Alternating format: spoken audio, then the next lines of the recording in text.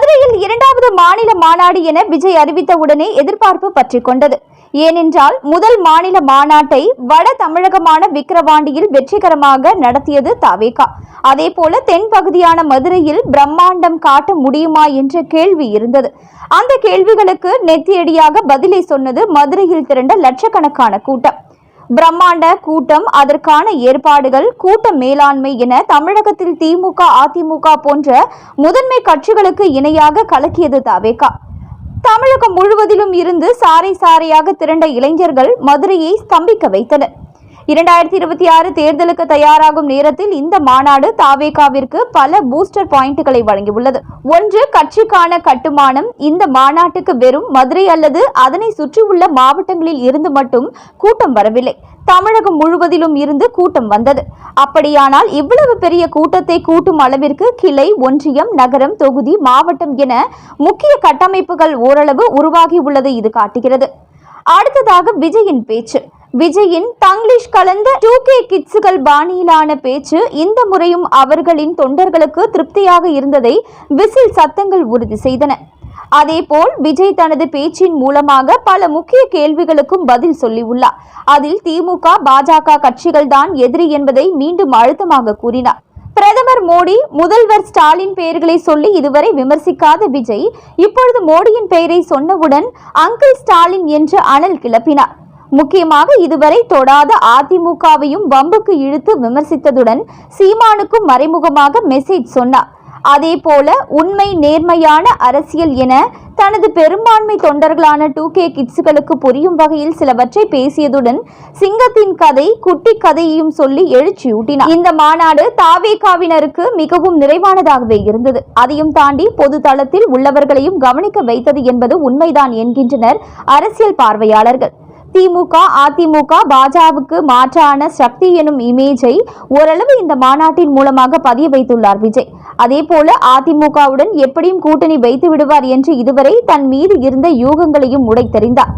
முக்கியமாக இந்த மாநாட்டில் எம்ஜிஆரை புகழ்பாடியும் அதிமுக தொண்டர்களை பறிவோடும் பேசினார்.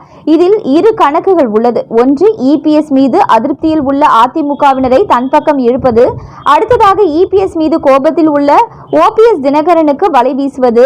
அதே போல விஜயகாந்தை பாராட்டி தேமுதிகவை கூட்டணிக்குள் கொண்டு வருவது என பல கணக்குகளை தன் பேச்சில் வெளிப்படுத்தினார்.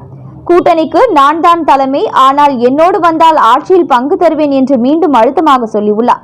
பிரம்மாண்டமான கூட்டம், விஜயின் பேச்சு, எதிரிகள் யார் என்ற தெளிவு, கூட்டணிக்கான அழைப்பு என எல்லா விஷயத்தையும் தன் சுருக்கமான பேச்சில் தெளிவுபடுத்தியது சிறப்புதான்.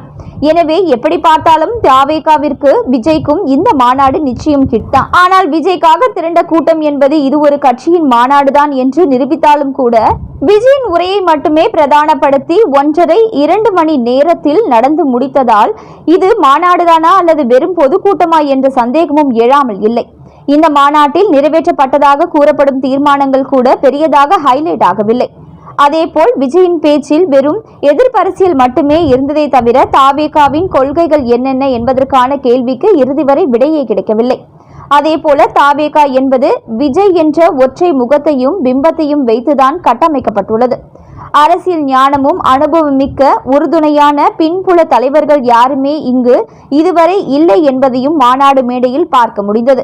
இவையெல்லாம் தவேகா மாநாடு மெகா ஹிட் ஆகாமல் போனதற்கான காரணங்கள் எனலாம். 1967, 1977 வரலாற்று திரும்புகிறது என்கிறார் விஜய். கட்சி ஆரம்பித்து ஒரே ஆண்டில் அண்ணாவும் எம்ஜிஆரும் ஆட்சியை பிடித்து விடவில்லை.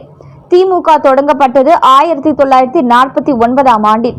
அக்கட்சி படிப்படியாக வளர்ந்து சுமார் 18 ஆண்டுகளுக்கு பிறகு 67இல் ஆட்சியை பிடித்தார் அண்ணா. திமுகவில் 1953இல் இணைந்தது. அதன் பின் பல்வேறு நிலைகளில் பணியாற்றினார் எம்ஜிஆர். 1962 எம்எல்சி ஆகவும் 1967, 71 தேர்தல்களில் திமுக சார்பிலும் போட்டியிட்டு வெற்றி பெற்றார். 1972இல் அதிமுக தோன்றிய பின்னர் திண்டுக்கல், கோவை மேற்கில் நடந்த இடைத்தேர்தலில் நின்று வெற்றி பெற்றது. 1974இல் புதுச்சேரி சட்டசபை தேர்தலில் வென்று ஆட்சியையும் கைப்பற்றியது அதிமுக. இதன் பின்னர்தான் 1977இல் எம்ஜிஆர் ஆட்சிக்கு வந்தார். இது இரண்டும் கடந்த கால தேர்தல் வரலாறுதான். ஆனால் விஜய் மேடையில் பேசும்பொழுது இது போன்ற புள்ளி விவரங்களை எல்லாம் பொய்யாக்கி வெல்வேன் என்கிறார். இது அதீத தன்னம்பிக்கையா அல்லது சாத்தியமான பேச்சா என்பது விரைவில் தெரியும். கடந்த ஆண்டு கட்சியை தொடங்கிய விஜய் அடுத்த ஆண்டு ஆட்சியை பிடித்து காட்டட்டுமா என சவால் விடுக்கிறார். ஆனால் விஜய் சொல்லும் 1967, 77 தேர்தல்களில் அண்ணா, எம்ஜிஆரை வலுவான கூட்டணி அமைத்ததுதான் வெற்றி பெற்றார்கள். அப்படி பார்த்தால் முதற்கட்டமாக விசிக, கம்யூனிஸ்டுகளை கூட்டணிக்குள் இழுக்க முயற்சி செய்த விஜய்க்கு ஏமாற்றமே மிஞ்சியது. இப்பொழுது விஜய் கைவசம் உள்ள வாய்ப்புகள் பாமக, தேமுதிக, அமமுக, ஓபிஎஸ் மட்டும்தான். இவர்களை தாவேக அணிக்குள் கொண்டு வருவது அத்தனை சுலபமல்ல. அதற்கு பாஜக அனுமதிக்குமா என்பது கேள்விக்குறிதான். இதையெல்லாம் தாண்டி விஜயால் வெல்ல முடியுமா என்பது அவரின் நண்பா நண்பிகள் கையில் தான் உள்ளது. மேலும் இது போல செய்திகளை உடனுக்குடன் நீங்க தெரிஞ்சுக்கணும்னா நியூஸ் இன்ஃபோ தமிழ் சேனலை சப்ஸ்கிரைப் பண்ணிக்கோங்க. உடனுக்குடன் அப்டேட்ஸ்க்கு பெல் பட்டனை கிளிக் பண்ணிக்கோங்க.